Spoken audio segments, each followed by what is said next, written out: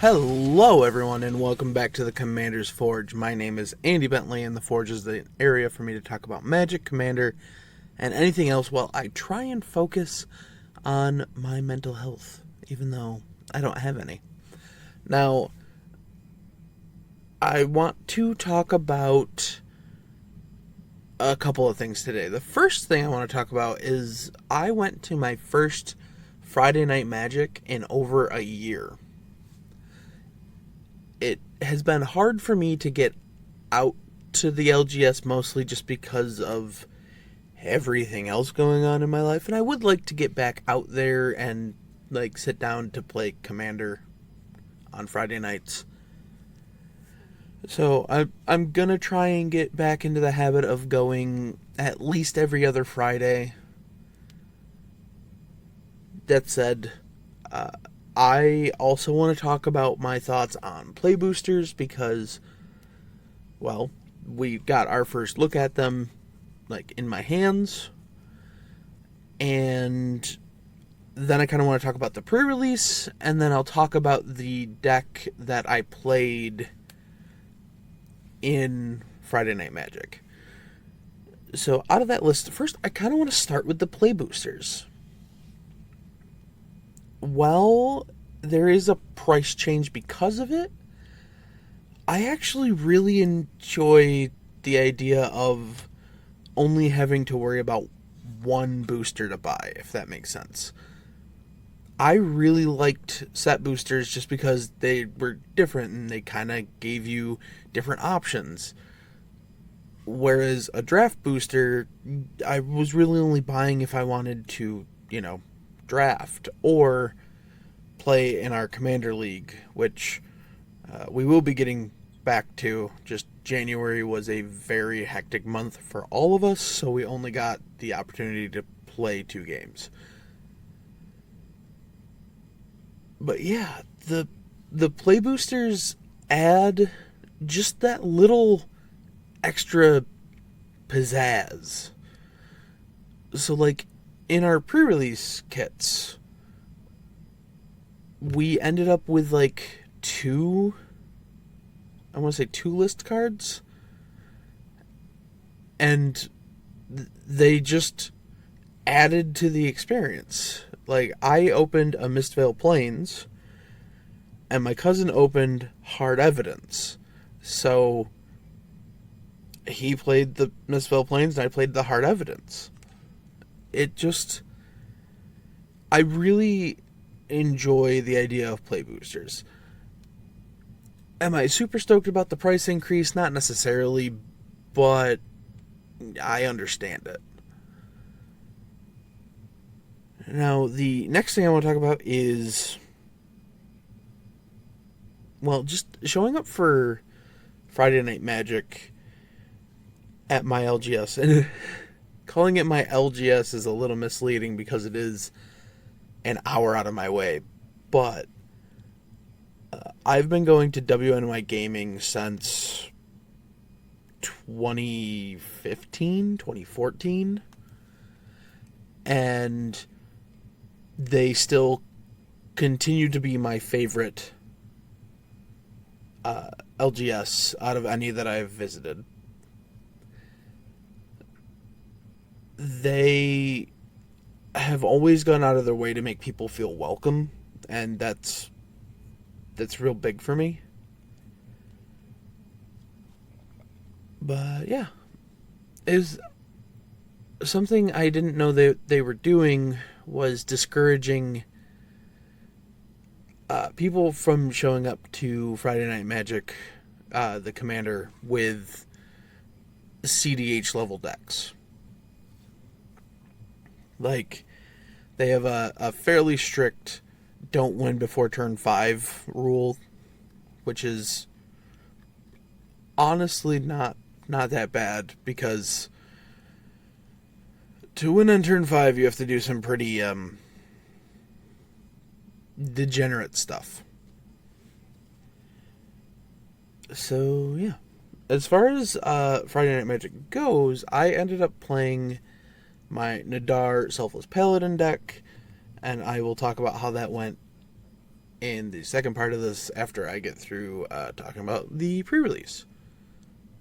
So Friday night pre-release started at 8:30. It's Two-Headed Giant, so it was me and my cousin. We always partner for Two-Headed Giant. And we sat down and we opened our pre-release packs, and we were just looking at them for a minute, and we just immediately went, somebody's playing Boros. Because my promo was War Leader's Call, which is the 3-mana enchantment that pumps your creatures, and then whenever a creature enters the battlefield under your control, it deals 1 damage to each opponent. And my cousin's promo was Aurelia. So we kind of knew what direction one of the decks was going to go in, and then as we opened cards and we were looking through stuff, I settled on Sultai just because I opened the Vannifar and my cousin opened the Iona, or however you say that, Ione. We ended up going 4-0. We just, between the two of us, we had so much removal and ability to, like, stick creatures on the board. Like I said, I had Vannifar, which, if I ever flooded out, just kept creatures on the board for me. We had things like Drag the Canal, which could, make a token, but more often than not, I would hold on to it until my cousin could galvanize something and then get the additional value out of it. We had a board wipe in the Deadly Cover-Up. We had the Lamplight Phoenix. We ended up with a Murder, a Long Goodbye. Oh, and an Assassin's Trophy. And then I just kind of filled in my curve with, like, random stuff, like Rubble Maverick, Nervous Gardener, Exit Specialist. We had a full playset of Reasonable Doubt. And the thing I really like about Reasonable Doubt is even if you're just taxing their card by 2, the number of times my cousin would have Meddling Youths out or Judith out, and I'd just be like, hey, I'd like you to pay 2 more for that spell. Okay. Give his thing Menace. It's very good. Like, we didn't have much that cared about suspect creatures, except for, I believe, my cousin had 2 copies of Deadly Complication. So we had a couple of games where it was like, okay, I tax their thing on their turn, put the Menace suspect counter, whatever the heck it's called, on his creature. We untap, he casts Deadly Complication, which destroys a creature that our opponents control, and then puts a counter on the suspected creature, and then we just keep it suspected.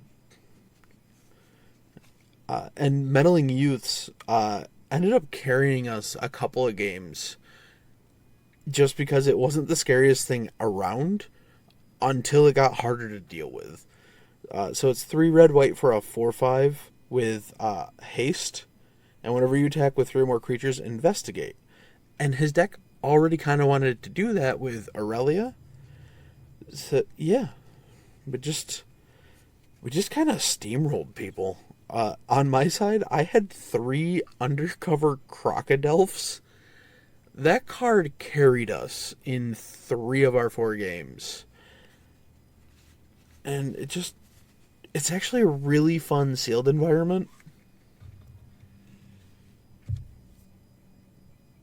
And yeah, that's kind of all I want to talk about it.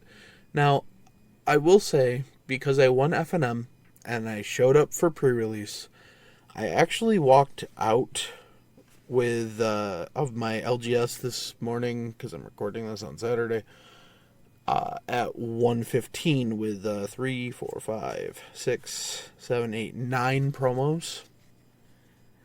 So I had the date-stamped War Leader's Call. Then in each of the pre-release kits, there's like one of three like special legendary creatures. The one I got was the Melik Reforged Researcher. Then just for showing up for pre-release, everybody got a promo Old Border, Deadly Dispute, Dovin's Veto, and Veto Thorn of the Dusk Rose. And then for winning FNM, I got a promo Fell Stinger, and then a promo pack which included a stamped Homicide Investigator, a stamped Intrude on the Mind, and then a Crawl Whip Cracker. And yeah, so it was actually just a really good idea that I went to FNM mostly because I really needed to get out of the house. The cabin fever was bad. But yeah, I think for now I'm going to drop this part off here, and then when I come back we're going to talk about the dungeon deck. I will be right back. Hey, I just want to take a minute to tell you about my Patreon. I know times are hard for everybody, and I know it isn't easy to shuffle around bills and stuff. Believe me, I know that. But if you would like to help support the podcast and me, you can find the links to my Patreon in my link tree, which is always put into the description of either the video or the audio, wherever you're listening to it. It would really mean the world to me. Honestly, I'm just struggling to make ends meet most weeks. But that's it. That's all. If you want to help, the links will be where you can find them. And we are back. Now, I played my Nadar Selfless Paladin deck for Friday Night Magic. The whole premise of Nadar is to essentially get through the Dungeon of the Mad Mage as many times as possible. So, Nadar is 2 and a white for a 3/3 Dragon Knight with Vigilance. Whenever Nadar Selfless Paladin enters the battlefield or attacks, venture into the dungeon, and then other creatures you control get +1/+1 as long as you have completed a dungeon. So, the game started off with me making a choice. Because I had Soul Ring and Treasure Map in my opening hand, but I decided not to play Soul Ring on turn 1. And this is just... there was no real difference between me playing Soul Ring on turn 1 or turn 2. It still resulted in me getting a turn 2 Nadar. So I held off for a turn, played Nadar, started going through the Dungeon of the Mad Mage. Next turn, I drop a Strionic Resonator, and I attack and copy it. So I'm almost halfway through the dungeon. From there, it just kind of snowballs. So I want to say by turn 5, the player playing Black-Green Spiders had to board wipe just to clear my board. To be fair, it did hit a couple other things, but for the most part, to clear my board. The problem was, by the point that they did that, I had entered the Undercity.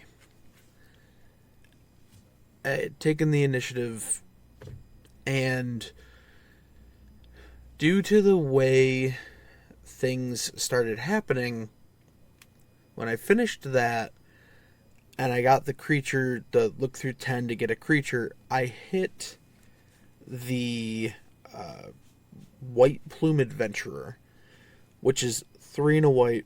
When it enters the battlefield, you take the initiative, and then at the beginning of each opponent's upkeep, you can untap a creature you control. If you've completed a dungeon, untap all creatures you control.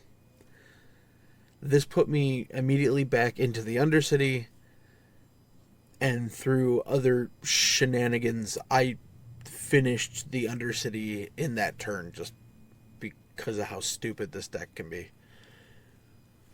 Now, we got to a point where I had Panharmonicon out, I had Strionic Resonator out, I had Eldrazi Displacer out, and I had White Plume Adventurer, Cloister Gargoyle, and Nadar.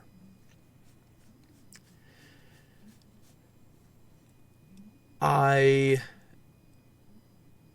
activated, in response to somebody trying to remove White Plume Adventurer, I activated Eldrazi Displacer 3 times, flickering the 3 targets. So, the crazy thing is that them entering finished the Dungeon of the Mad Mage, and I put a Radiant Solar into play. Radiant Solar is 5 and a white for a 3/6 angel, has flying lifelink. Whenever it or another non-token creature enters the battlefield under your control, venture into the dungeon, and it has pay a white, discard it, and you can venture into the dungeon and gain 3 life. So, the way this is worded, and the way Panharmonicon works, meant that since the creatures that I flickered, or started flickering, had an ability that either ventured or took the initiative, when they enter, its ability triggers. So we'll take Cloister Gargoyle, which is 2 and a white for a 0/4. When it enters the battlefield, venture into the dungeon. As long as you've completed a dungeon, it gets +3/+0 and flying. When it enters, venture into the dungeon. Panharmonicon sees that and says, hey, venture into the dungeon. Radiant Solar sees that and says, hey, venture into the dungeon. Panharmonicon sees that a creature triggered an ability I control and says, hey, venture into the dungeon. So every time a creature entered the battlefield, as long as it had the ability to venture into the dungeon, I got to venture into the dungeon 4 times. With a possible 5th if I had the mana up to activate Strionic Resonator. So, in response to them targeting one of my creatures, I flicker them all. I ended up venturing into the dungeon, it was either 16 or 18 times in his turn, which is just what set up me being able to end the game. I was still resolving triggers as they were like, okay, well, we're just going to keep doing the turns. And I just let them know if anything changed. But, yeah. Nadar is a lot of fun. And I built him mostly because I wanted to build a mono white deck that I knew was just going to draw cards.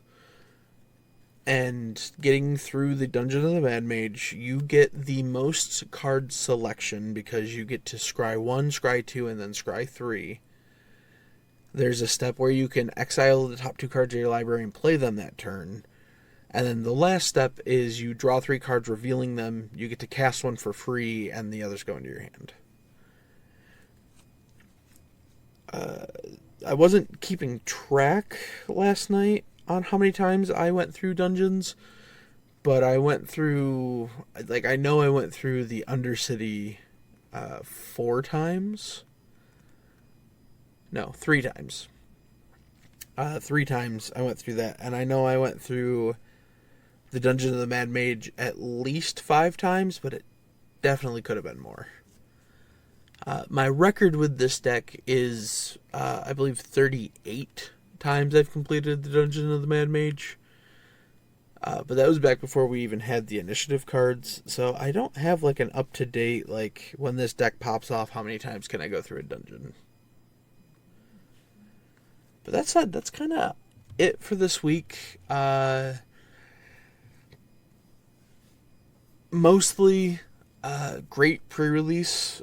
Recommend you get to do at least one.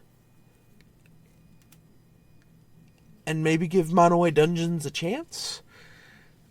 And I hope to get back into playing some Commander on Friday nights. But that said, that's going to be it for me. I will see you next time. Bye-bye. Thank you for listening. All of my links can be found in my link tree in the description below. I would like to thank Ian Foss and Cody Mulpey of the band The Crypt for allowing me to use music for my opening and ending, along with Nate and Erica Jacobs for making my original logo. And I would also like to thank Christina McNichol for creating my new logo. And I'll see you next time.